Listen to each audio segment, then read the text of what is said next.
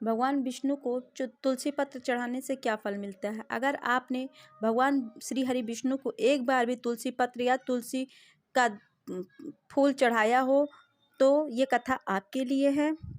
तो ये कथा आप अवश्य सुनिए।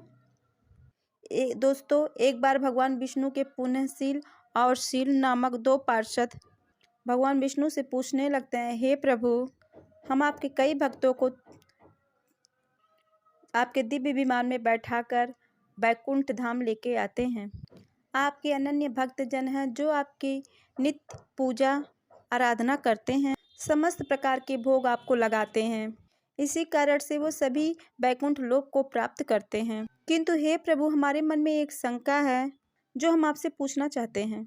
भगवान विष्णु मुस्कुराते हुए कहते हैं, ऐसी वह कौन सी शंका है जो तुम दोनों को सता रही है? तुम्हारे मन में जो भी शंका हो, निसंकोच होकर तुम मुझसे पूछो, मैं तुम्हारी शंका का समाधान अवश्य करूंगा। पार्षद कहने लगते हैं, हे प्रभु, आज हमने एक ब्राह्मण को विमान में बैठाकर बैकुंठ लोक को लाए हैं। वह न आपकी पूजा करता है, न आराधना करता है। वह कभी विधि विधान से आपकी पूजा भी नहीं की, ना ही एकादशी का व्रत किया। तब आप फिर क्यों से बैकुंठ धाम को लाने के लिए कहे हैं? ऐसा कौन सा कार्य उस ब्राह्मण ने किया है जिससे उसे बैकुंठ का वास मिला? कृपया आप हमें बताने की कृपा करें। हम उस ब्राह्मण के महान पुण्य के बारे में जानना चाहते हैं। भगवान विष्णु कहते हैं, हे पार्षदों, तुमने अवश्य ही अच्छा प्रश्न किया है। वह ब्राह्मण निश्चय ही विष्णु लोक जाने के लायक है। इसी कारण हमने उस विष्णु धाम को लाने के लिए कहा है। तुम्हारी इस शंका को दूर करने के लिए मैं उस ब्राह्मण की कथा तुमको सुनाता हूँ। तुम ध्यानपूर्वक उसे सुनो।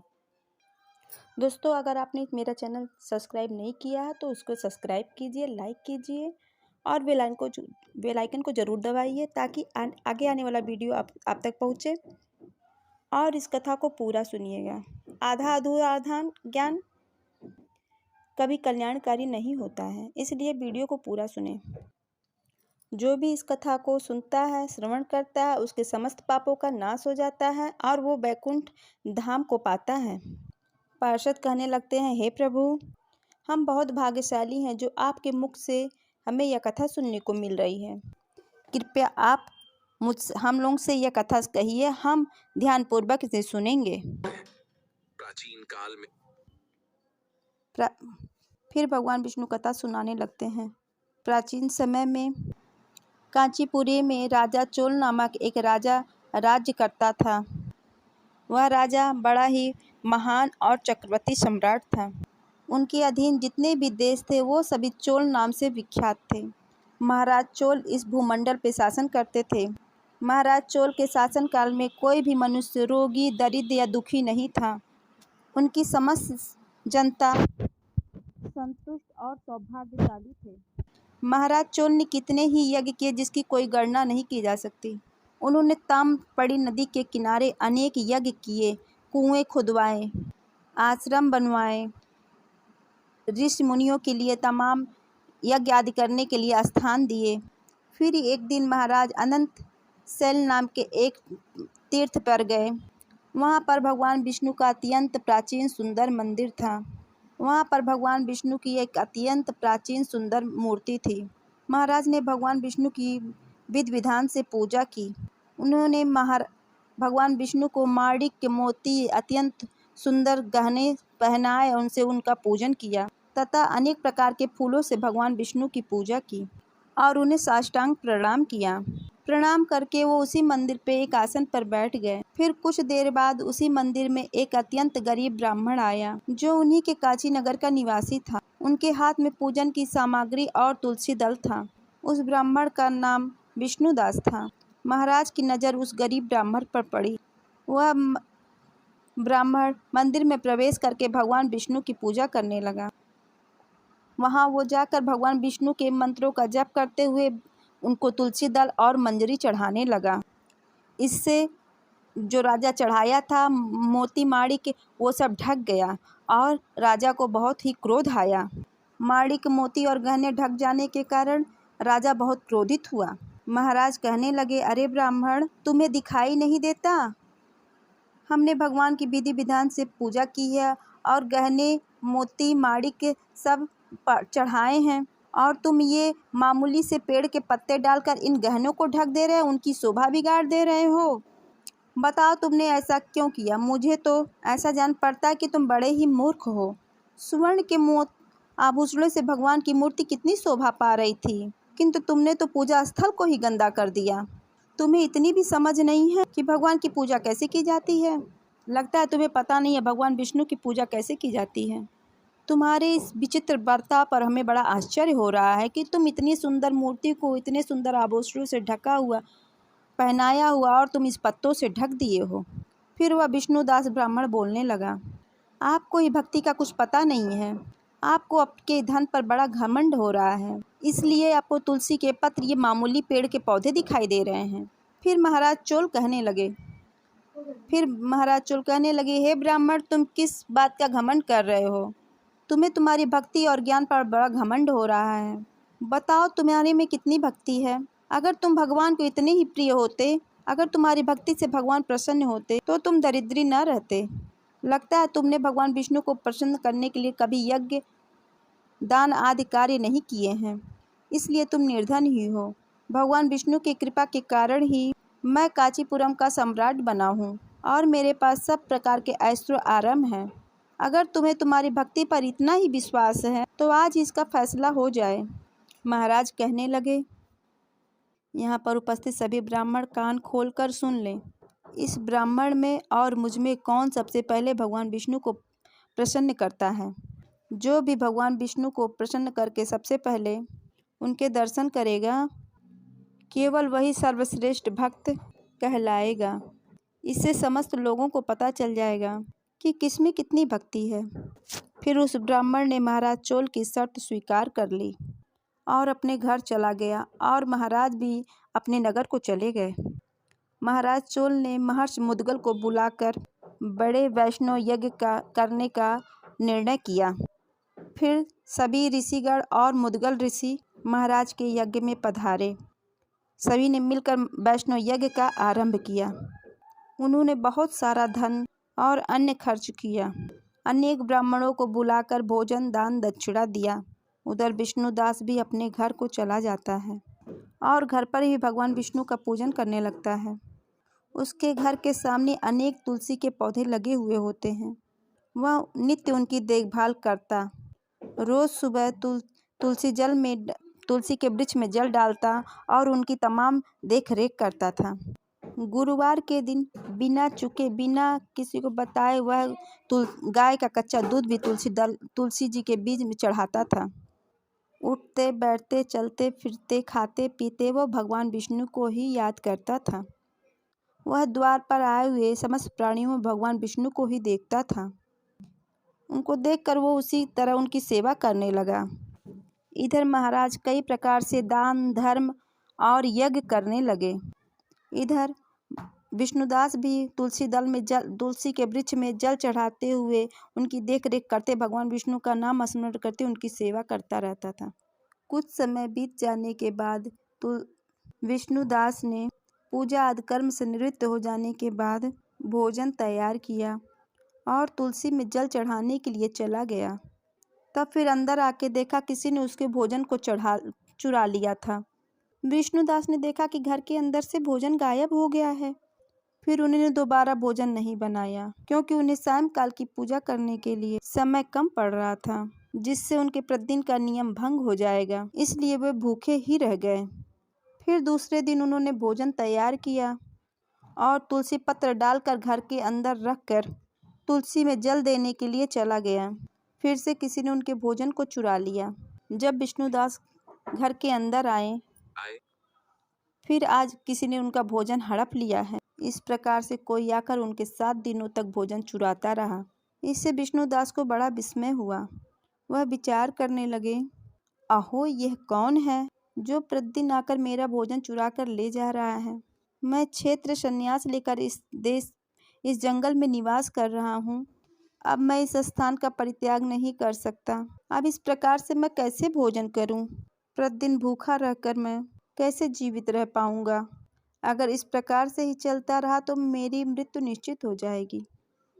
अच्छा, आज मैं अपने द्वारा बनाए गए भोजन की रक्षा करूँगा। देखता हूँ कौन आकर मेरा भोजन चुरा ले जा रहा है। इतना सोचकर वह ब्राह्मण भोजन बनाकर भोग लगा कर रख कर चल बाहर तुलसी के वृक्ष में जल डालने के लिए चला जाता है और पास में ही एक जगह छिपकर खड़ा हो जाता है। इतने में ही एक दुबला पतला चांडाल उस स्थान पर आता है और ब्राह्मण के द्वारा बनाया हुआ भोजन चुराने लगता है। उसे देखकर ब्राह्मण विष्णुदास को उस पर बहुत दया आती है। उस चांडाल का शरीर अत्यंत दुर्बल था। उसके मुख पर दीनता छा रही थी। उसके शरीर में हड्डी और चमड़ी के अलावा कुछ नहीं बचा था। जैसे ही वह चांडाल भोजन चुराकर जाने लगा, विष्णुदास ने उस चांडाल से कहा, हे भाई, जरा ठहरो। क्यों रूखा सूखा खाते हो? साथ में यह घी भी ले जाओ। ब्राह्मण की आवाज़ सुनते ही वह चांडाल बड़े बेग से भागने लगा और वहीं मूर्छित हो गया। वह चांडाल को मूर्छित पड़ा देखकर विष्णुदास को शीघ्रता से चलकर उसके पास गए और उसके मुख पर पानी डालने लगे। तदंतर तब वह चांडाल उठकर खड़ा हो गया। तब ब्राह्मण ने उससे पूछा, हे भाई, तुम कौन हो? तुम अत्यंत भूखे दिखाई दे रहे हो। यदि तुम्हें भोजन चाहिए तुम मुझसे कहते, मैं तुम्हें सारा भोजन दे देता। ब्राह्मण की बात सुनकर वह चांडाल मुस्कुराने लगा और उसने अपना असली रूप धारण किया। वह चांडाल कोई और नहीं, भगवान विष्णु थे। साक्षात भगवान विष्णु खड़े देखकर हाथ में चक्र, गदा, त्रिशूल धारण किए हुए, तन पर पीतांबर और मस्तक पर चंद तिलक शोभा पा रहे थे। अपने प्रभु को साक्षात देखकर उन्हें अपने सामने पाकर विष्णुदास को बड़ा ही आश्चर्य हुआ और वह भगवान को बारंबार प्रणाम करने लगा। भगवान विष्णु उस ब्राह्मण से कहने लगे, हे विष्णुदास, हम तुम्हारी भक्ति से अत्यंत प्रसन्न हैं। तुमने जो नित्य तुलसी की पूजा की और अपने द्वार पर आए अतिथियों का पूजन किया है, इससे मैं बहुत संतुष्ट हो गया हूँ।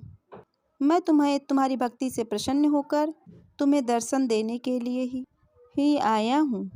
अब तुम इस दिव्य विमान पर बैठकर बैकुंठ चलकर मेरे साथ वहीं निवास करो।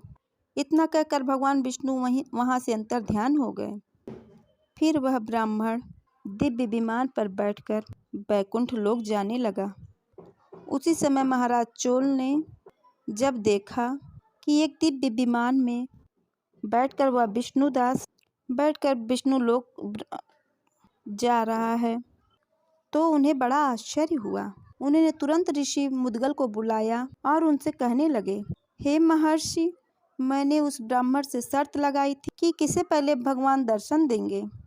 मैंने यह विशाल वैष्णव यज्ञ किया तथा दान धर्म आदि किया, किंतु वह ब्राह्मण मुझसे पहले ही दिव्य विमान में बैठकर बैकुंठ लोक जा रहा है। मैंने ऐसा कौन सा कार्य नहीं किया जिससे भगवान विष्णु मुझ पर प्रसन्न नहीं हुए। मैंने विधि विधान से भगवान का पूजन किया है तथा समस्त ब्राह्मणों को दान दक्षिणा भी दिया है, किंतु अभी तक भगवान विष्णु मुझ पर प्रसन्न नहीं हुए हैं। इसलिए अब मुझे जान पड़ रहा है कि भगवान विष्णु दान और धर्म से प्रसन्न नहीं होते हैं।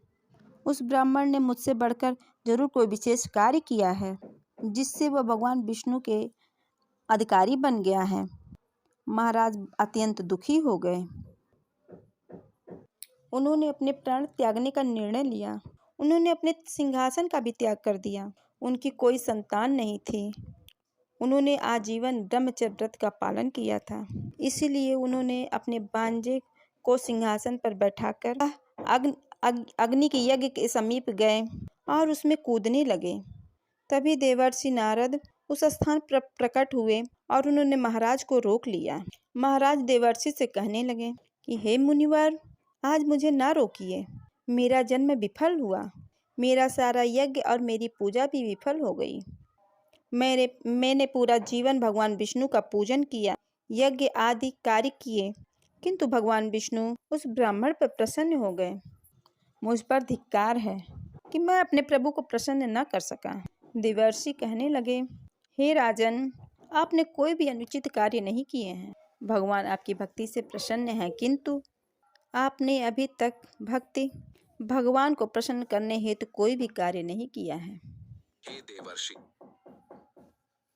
तब महाराज चोल कहने लगे, हे देवर्षि, आप ही बताइए वह कौन सा कार्य है जिससे भगवान विष्णु प्रसन्न होकर दर्शन देते हैं। मेरी पूजा में ऐसी कौन सी कमी रह गई है।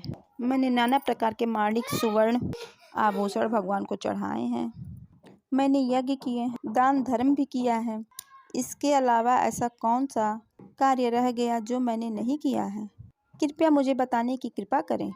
तब देवर्षि कहते हैं, हे राजन, आपने भगवान विष्णु की पूजा में केवल एक वस्तु का प्रयोग नहीं किया है, जिसके कारण भगवान विष्णु आपको दर्शन नहीं दे रहे हैं। आपने तुलसी दल का पूजन नहीं किया है। जब उस ब्राह्मण ने भगवान विष्णु के ऊपर तुलसी दल चढ़ाए, तब आपने तुलसी को मामूली पेड़ के पत्ते कहकर उनका अनादर किया। और भगवान विष्णु को तुलसी के पत्ते अत्यंत प्रिय हैं। आपके स्वर्ण के गहने, माणिक, मोती भगवान को बिल्कुल नहीं पसंद। ये सब भगवान विष्णु को तुलसी पत्र के आगे एकदम तुच्छ लगता है। उन्हें तुलसी दल ही अत्यंत प्रिय है। यदि आप भगवान विष्णु को प्रसन्न करना चाहते हैं, उनके दर्शन करना चाहते हैं, तो आप उन्हें तुलसी पत्र चढ़ाइए। भगवान विष्णु तुलसी पत्र के अलावा और किसी का भोग जल्दी स्वीकार नहीं करते हैं। तुलसी पत्र से ही भगवान विष्णु बहुत प्रसन्न होते हैं। उस ब्राह्मण ने नित्य तुलसी के वृक्ष की सेवा की है, भगवान विष्णु को नित्य तुलसी पत्र चढ़ाया है और तुलसी के पत्र डालकर ही भोग लगाया है। इसीलिए उसे भगवान विष्णु के साक्षात दर्शन हुए हैं। इसलिए हे राजन, आप भी तुलसी की वाटिका का निर्माण करिए, तुलसी के पौधे लगाएं, तुलसी के पौधों की देखभाल करें और भगवान विष्णु को भोग में तुलसी का दल चढ़ाएं। देवर्षि के वचन सुनकर महाराज को पश्चाताप होने लगा। उन्हें अपनी भूल समझ में आ गई। फिर उन्होंने अपने राजमहल के तुलसी के सुंदर सुंदर बागीचे लगाए और नित्य तुलसी में जल देने लगे। भगवान विष्णु को भोग में तुलसी के पत्र चढ़ाने लगे, जिससे उनके सभी दोष समाप्त हो गए। फिर एक दिन भगवान विष्णु ने साक्षात महाराज को दर्शन दिए और कहने लगे, हे वत्स, मैं तुम्हारी भक्ति से अत्यंत प्रसन्न हूँ। तुम्हारे द्वारा चढ़ाए गए भोग से मैं बहुत संतुष्ट हूँ। इसलिए अब तुम इस दिव्य विमान पर बैठकर मेरे लोक को जाओ और मेरे साथ ही निवास करो। फिर महाराज चोल भी दिव्य विमान पर बैठकर विष्णु लोक को चले गए। भगवान विष्णु कहते हैं, हे पार्षद, इस प्रकार से मुझे तुलसी के पत्र एक अत्यंत प्रिय हैं। केवल तुलसी के पत्र का भोग चढ़ाने के कारण से ही उस ब्राह्मण को विष्णु लोक की प्राप्ति हो गई। भगवान विष्णु के द्वारा इस कथन को सुनकर दोनों पार्षद अत्यंत प्रसन्न हुए और भगवान विष्णु को बारंबार प्रणाम करने लगे। तो दोस्तों, इस प्रकार से भगवान विष्णु को भोग लगाते समय तुलसी के पत्तों का प्रयोग अवश्य करना चाहिए। क्रोध, स्तंभ आदि का परित्याग करके भगवान विष्णु का पूजन नित्य करना चाहिए। एकादशी का व्रत करके तुलसी के पौधे की देखभाल करनी चाहिए। ब्राह्मणों को दान करना चाहिए। गायों की सेवा करनी चाहिए।